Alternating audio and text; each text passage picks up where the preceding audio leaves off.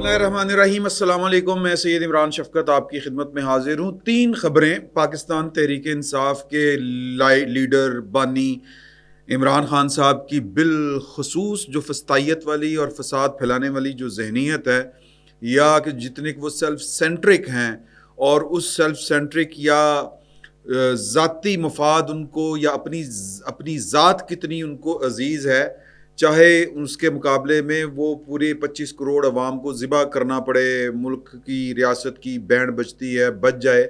ये 3 खबरें इस बात को एक्चुअली साबित कर रही हैं। 3 खबरें आज की ताज़ा खबरें, तो आप यानी अंदाज़ा लगा सकते हैं कि पाकिस्तान इस वक्त सिर्फ एक शख्स के ख्वाहिशात और उसके इरादों और उसकी जो जो कहते हैं ना वो हिर्से इक़्तिदार, उसकी भेंट चढ़ रहा है। इस शख्स का नाम मैंने बता दिया आपको, इमरान खान है। और ख़बरें कौन सी हैं? पहली खबर कि बड़ा शोर मचाया हुआ था कि जनाब के काजी फायज़ ईसा को ये कर देंगे, काजी फायज़ ईसा को लाने के लिए ये किया जाएगा, वो किया जाएगा। इमरान खान साहब ने हर उस शख्स को, हर उस इदारे को, हर उस फ़र्द को, हर कह लें कि पॉलिटिकल पार्टी को निशाने पे रखा, इवन रियासत को नहीं छोड़ा, जो उनको लगा कि ये मेरे और इक़्तिदार के दरमियान रुकावट खड़ी कर रहा है। और रुकावट वो कोई कानूनी हो, असूली हो, यानी काजी फायज़ ईसा साहब ने इमरान खान साहब के रास्ते में कोई कांटे नहीं बिछाए। इमरान खान साहब ने जो कुछ किया है, इवन के वो आज केस भी लगा हुआ था उनका, ये जो इलेक्शन वाला है पार्टी के अंदर, इंट्रा पार्टी इलेक्शन वाला, वहाँ पे भी ये फिर इल्तवा मांग रहे थे। और पिछले तकरीबन आलमोस्ट कोई 7-8 साल से इन्होंने अपनी पार्टी के अंदर इंतखाबात नहीं करवाए। एक ही दफ़ा इंतखाबात करवाए, वो भी शो ऑफ के लिए, ज़रा वो लंबी लंबी फेंकने के लिए नहीं होता कि ये वो पॉलिटिकल पार्टी है जिसके अंदर भी जमहूरियत है। अदरवाइज वो इलेक्शन भी एक ढोंग था, पैसा चला और जनरल सेक्रेटरी उस बंदे को लगाया जो सबसे बड़ा फिनांसर था, जहांगीर तरीन साहब, और नॉन इलेक्टेड। और उनके इंतखाबात के ऊपर भी जो फिर एतराज़ात उठे थे, जिसने एतराज़ उठाए या जिन्होंने ये डिक्लेयर किया कि जिसको इन्होंने एहतसाब मोहतसब इलेक्शन कमीशन बनाया था जस्टिस वजी, उनको भी पार्टी से निकाल दिया। मैं ये नहीं, गलाजत ही गलाजत है सादा अल्फाज में। तो मुद्दा ये है कि काजी फायज़ ईसा साहब ने खुद से इनके लिए कोई रुकावट खड़ी नहीं की। पार्टी के इलेक्शन नहीं हुए थे, इलेक्शन कमीशन ने निशान नहीं दिया, इलेक्शन कमीशन ने निशान नहीं दिया तो सुप्रीम कोर्ट ने कहा कि इलेक्शन कमीशन ने ठीक किया। इसी तरह और दीगर मामलात, जितने भी मामलात हैं इमरान खान साहब के, वो इनका बोया हुआ है इमरान खान साहब का।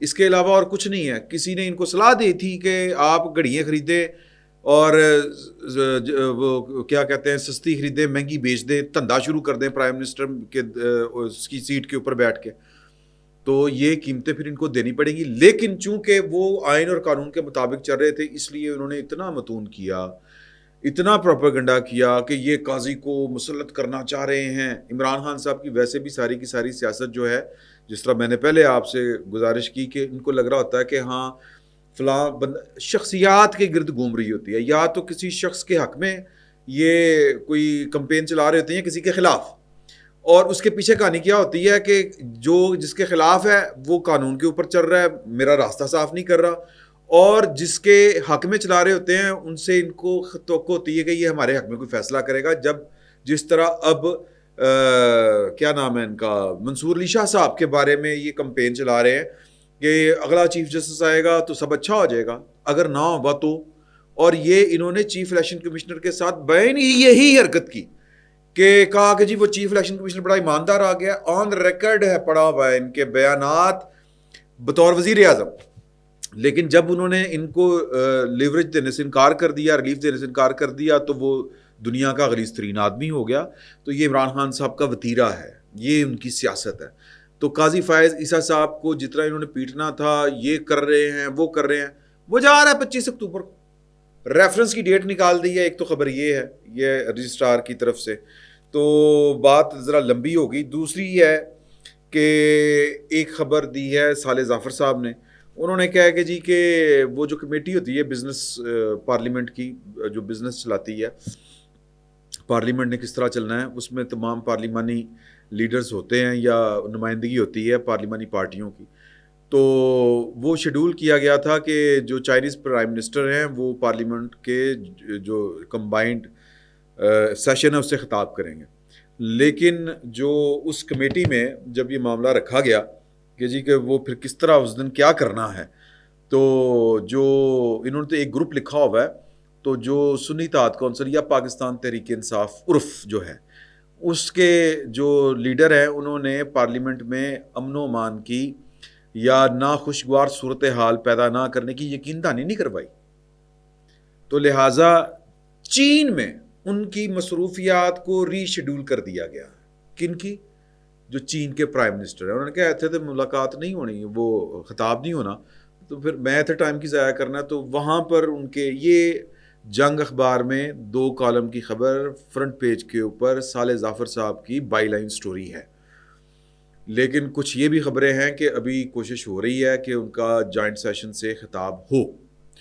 تو لیکن آپ کو اگر ماضی آپ نے دیکھا ہو تحریک انصاف کا، تو صالح ظافر صاحب کی خبر، ویسے تو ان کی خبریں اس طرح کی بالکل ٹھیک ہوتی ہیں، خبر ہوتی ہے ان کے پاس. تو یہ خبر ویسے بھی اگر پی ٹی آئی کا ماضی دیکھیں تو آپ کو یہ بات ٹھیک لگتی ہے. امریکہ کو خط لکھنے ہوں پاکستان کے خلاف، آئی ایم ایف کو لکھنا ہو کہ ان کو قرض نہ دیں. انہوں نے جب وہ تھا خطاب کس کا، جناب صدر ترک جو اردغان صاحب ہیں ان کا پارلیمنٹ کے جوائنٹ سیشن سے خطاب تھا لاسٹلی، تو اس وقت بھی انہوں نے بائیکاٹ کیا. پھر یہ جو وزیر ایوان صدر میں فلسطین کے حق میں جو 1 سال پورا ہوا اسرائیلی جارحیت کو، تو جو کانفرنس تھی اے پی سی تھی اس کا بائیکاٹ کیا. کسی سے ڈھکی چھپی بات نہیں ہے. برہان وانی جب اس کو شہید کیا گیا تو جوائنٹ سیشن کال کیا ادھر 2016 میں پاکستان میں، عمران خان صاحب نے بائیکاٹ کیا. تو عمران خان صاحب جو ہیں وہ گند ڈالنا ان کی فطرت میں شامل ہے. کرکٹ کے میدان سے، یعنی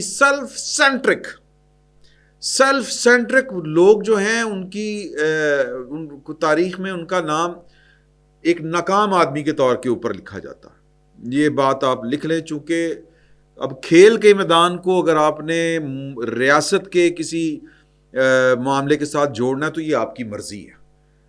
ایون کہ جو ان کا شوکت خانم پروجیکٹ ہے یہ ان کی فیملی کا بزنس، یہ بزنس انٹرپرینیور ہے، یہ ایک وکری ٹائپ کا ان کا بزنس ہے جس میں ان کے یہ جائیدادیں بنی، امریکہ میں گھر بنے، پلازے بنے، پتہ نہیں کیا کیا کچھ بنا، اور ان کی اچھی خاصی معقول تنخواہیں لگی ہوئی ہیں پوری فیملی کی، عمران خان اور ان کی بہنوں سمیت. تو یہ میں ان سے معافی چاہتا ہوں ان سادہ ذہنوں سے جن کو لگتا ہے کہ شوکت خانم جو ٹرسٹ ہے یہ خالصتاً انسانیت کی فلاح کے لیے عمران خان صاحب نے بنایا تھا. ایک تیر سے کئی شکار، بزنس فیملی کا علیحدہ سے سیٹل ہو گیا، اور کیا کہتے ہیں ان کا جو سسرال تھا وہ اسمتھ فیملی، وہ انسانوں کے اوپر ان کی جو تجربات کرنے کی جو ادویات وہ والا معاملہ تھا کہ وہاں پر تو آپ نہیں کر سکتے، امریکہ برطانیہ اس طرح کے ممالک میں، لیکن پاکستان جیسا جو تھرڈ ورلڈ ہے وہاں پر آپ کر سکتے ہیں. وہاں پر آپ کو مریضوں کو پہلے بتانا پڑتا ہے، یعنی انسانوں کے اوپر تجربات کرنے کے لیے، اور پھر اس کے لیے آپ کو ان کے ساتھ کوئی نہ کوئی کانٹریکٹ کرنا پڑتا ہے کہ جی ہم آپ کو یہ دیں گے، بینیفٹس دینے پڑتے ہیں. انسانی زندگی جو ہے وہ خطرے میں ڈالنا جو ہے وہ وہاں پر اتنا آسان کام نہیں ہے، پاکستان میں ہو سکتا ہے. اور خالصتاً فلاح و بہبود کے نام کے اوپر آپ دیکھیں نا لیول کہ یعنی انہوں نے کہ جی خالصتاً کہ انسانی فلاح کے لیے خان صاحب نے اپنی ماں کی یاد میں اسپتال بنا دیا. وہ سسرال والوں کا بزنس وینچر ہے ان کا، اور وہاں سے یہ نوٹ چھاپ رہے ہیں. اور پھر تیسرا یہ کہ ان کو پولیٹیکلی کتنا فائدہ ہوگا کہ یہ اگر یہ ہسپتال بنا سکتا تو سوچیں وزیر اعظم بن کے یہ کیا کر سکتا ہے. وزیر اعظم بن کے عمران خان صاحب نے ایک بھی سرکاری ہسپتال نہیں بنایا. پشاور میں ان کی تقریباً 11 سال ہو گئے حکومت کو، ہسپتال بند ہوئے ہیں، بنا کوئی نہیں، لیکن شوکت خانم بن گئے. کیوں یار؟ ہاؤ؟ سوچیں اس بات کو، کیونکہ پائندہ روکڑا problem is the main problem. اور چونکہ پروجیکٹ عمران خان ایک حالت اتنا اس کی بنتر خطرناک تھی، اور یہ بنتر اس لیے خطرناک تھی کہ یہ پروجیکٹ جو تھا یہ ڈیزائن ہی پاکستان سے باہر ہوا ہے، اور اس کے پیچھے وہ لوگ ہیں جو لوگوں کے ذہنوں کو کے اوپر سواری کرتے ہیں، کنٹرول کرتے ہیں. میڈیا، سوشل میڈیا، یہ ہمارا کچھ بھی نہیں ہے، یہ وہ لوگ ہیں. برانڈنگ کرنا، یہ سارا کچھ. اور اس کے مقاصد کیا ہیں، یہ اگر آپ کو ابھی بھی نہیں سمجھ آ رہی تو پھر یہ آپ کو کبھی بھی نہیں سمجھ میں آئیں گے. ان مقاصد کو سمجھتے اور اس پروجیکٹ کو ڈی کوڈ ہوتے ہوئے وقت لگے گا. اور اس میں جو حصہ پاکستان کی ریاست نے ڈالا ہے اور پاکستان کی ریاست کے جن کل پرزوں نے ڈالا ہے، وہ اصل مجرم ہے پاکستان کے. اصل میں تو میر جعفر وہی تھے. بہرحال یہ والا معاملہ جو تھا یہ لمبی ہوگی بات. تو بیسیکلی پاکستان کے مفاد کے ساتھ ان کا کوئی تعلق واسطہ نہیں ہے. انہوں نے دو ٹوک کہہ دیا کہ جی کہ اگر آئیں گے تو پھر وہ اپنی عزت ان کی ہم کرتے ہیں کہ نہیں کرتے، ایسا مطلب ہم گارنٹی نہیں دے سکتے، جو چین کے وزیر اعظم ہیں. تو اس سے آپ اندازہ لگا لیں کہ فساد کا لیول کیا ہے. تو تیسری خبر جو ہے وہ ہے کہ جو ان کے جو مائنڈ سیٹ کو کھول کے بیان کرتی ہے کہ عمران خان صاحب کے اوپر اسی کانفرنس کی وجہ سے پابندی لگی تھی کہ ملاقاتوں کے اوپر، اور یہ بظاہر جو ہے یہ اڈیالہ جیل سیکیورٹی کے نام کے اوپر تمام قیدیوں کے اوپر پابندی لگا دی گئی تھی، لیکن اصل میں مسئلہ عمران خان صاحب کا ہی تھا. تو چاہیے تو یہ تھا کہ خالی عمران خان صاحب کو سنگل آؤٹ کرتے، حکومت کو، ریاست کو تھوڑے سے اپنے جس کو کہتے ہیں کہ سپائنز دکھانی چاہیے، ریڑھ کی ہڈی دکھانی چاہیے کہ ہے. لیکن انہوں نے کہا کہ نہیں، یہ قانون اس کی اجازت نہیں دیتا، آپ ایک شخص کو کس طرح سنگل آؤٹ کر سکتے ہو. اور بھائی وہ ایک ہی شخص جو ہے، وہ ایک شخص، وہ کہا تھا نا ایک جرنیل، سر یہاں پر ایک شخص پورے ملک کو فساد میں مبتلا کر سکتا ہے. تو اس وجہ سے پابندی لگی تھی، اور وہ رابطے نہیں ہو رہے ان کے ساتھ، ان کو اب سمجھ نہیں آ رہی. کل علی منی گنڈا پور صاحب وکھرا کم کڑکا گئے. تو مراد سعید صاحب نے ایک لمبا چوڑا ٹویٹ کیا ہے کہ ہمارے لیڈر کی جان کو خطرہ ہے، ہمارے لیڈر کی سیاسی قیادت سے ملاقات کروائی جائے، ہمارے لیڈر کی بہنوں کی اس سے ملاقات کروائی جائے، ورنہ ہم عمران خان صاحب کو کی حفاظت کے لیے نکلیں گے اور ڈی چوک میں آئیں گے اور پھر عمران خان کو واپس لے کے ہی آئیں گے. یہ اگر انہوں نے ای سی او کے پتہ نہیں کیا ایس سی او کا بہانہ بنایا تھا تو پھر یہ آئینی ترمیم کا معاملہ روک لیتے، یہ کر لیتے، وہ کر لیتے. عمران خان صاحب کا دوسرا نام اور پاکستان تحریک انصاف کا بالعموم دوسرا نام محض فساد ہے. جب تک یہ ہیں، وہ جو کہی تھی بات انہوں نے، رانا ثناء اللہ صاحب نے، اس کے غلط مطالب نکالے گئے. اللہ تعالیٰ عمران خان صاحب کو صحت دے، زندگی دے. لیکن جب تک وہ زندہ ہے پاکستان میں امن سکون نہیں آ سکتا، پاکستان آگے نہیں بڑھ سکتا.